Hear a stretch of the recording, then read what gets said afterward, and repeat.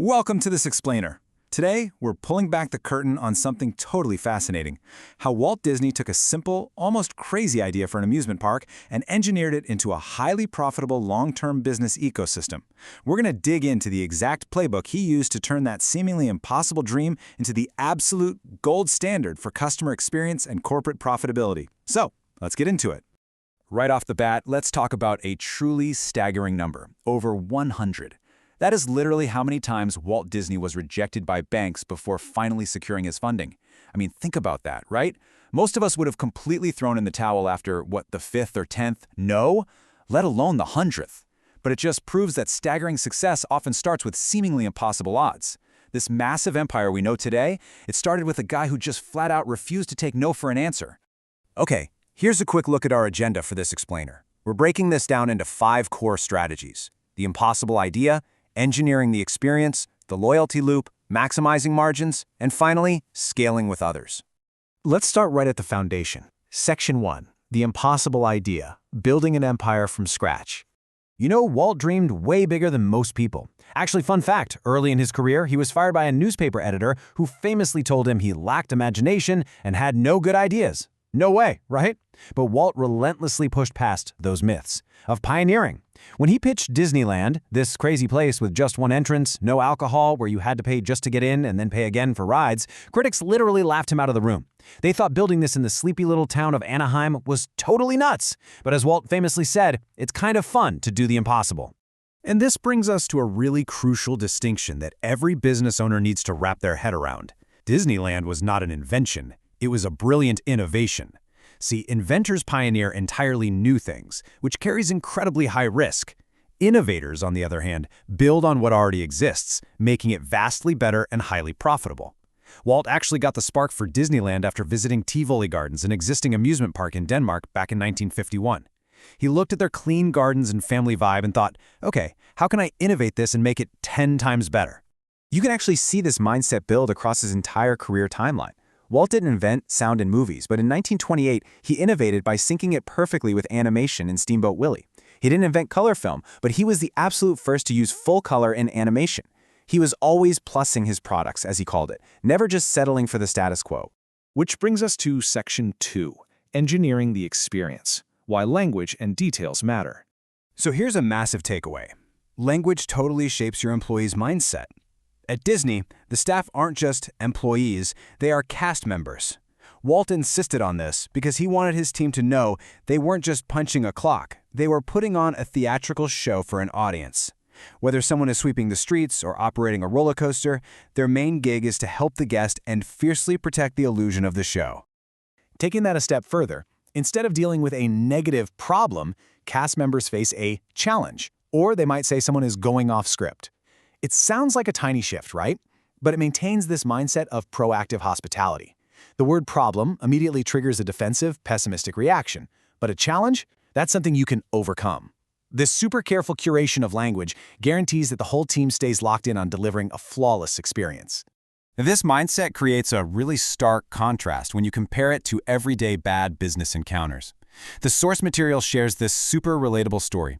Imagine arriving dead tired at an airport only to deal with an abruptly hostile, untrained teenager at a top-rated car rental agency who just dismissively tosses you the keys to a minivan instead of the SUV you reserved. That terrible attitude? That right there is marketing. Every single interaction, good or bad, is marketing. Disney gets that everything their cast members do affects how people view their business, which is exactly why engineering that experience is absolutely critical. So how does that experience pay off? Let's get into Section 3, the loyalty loop, the math of customer retention. Let's break down the undeniable math laid out here.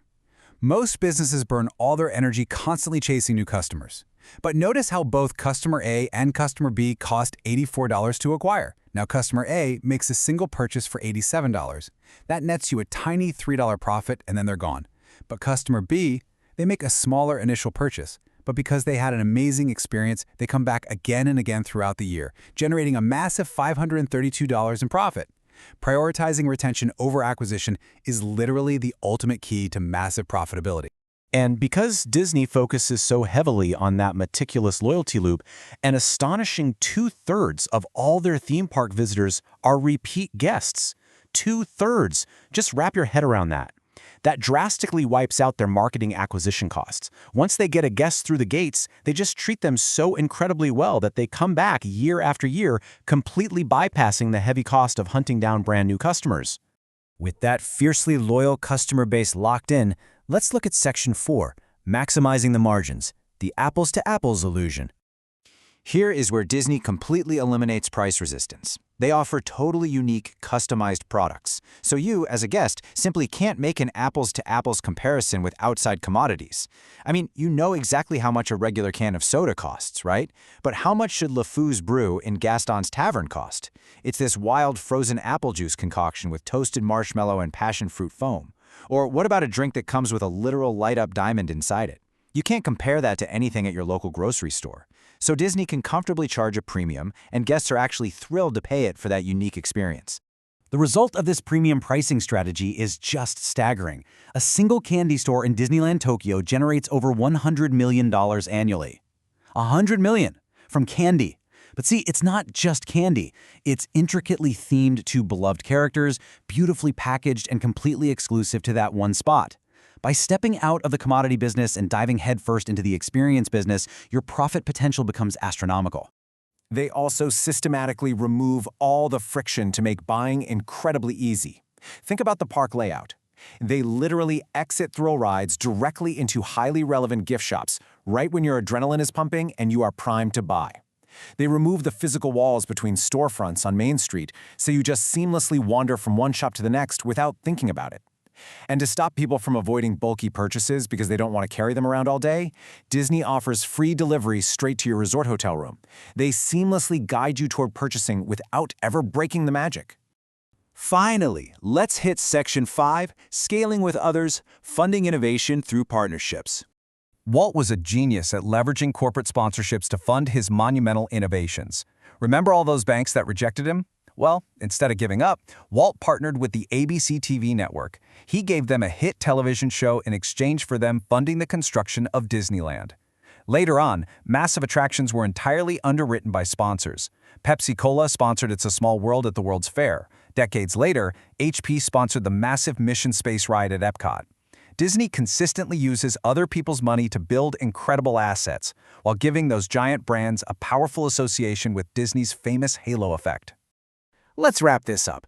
Conclusion: the playbook for your business. Remember, the golden rule here is to adapt, do not adopt. You don't need to build a literal theme park or force your staff to call themselves cast members. You just need to extract the underlying principles.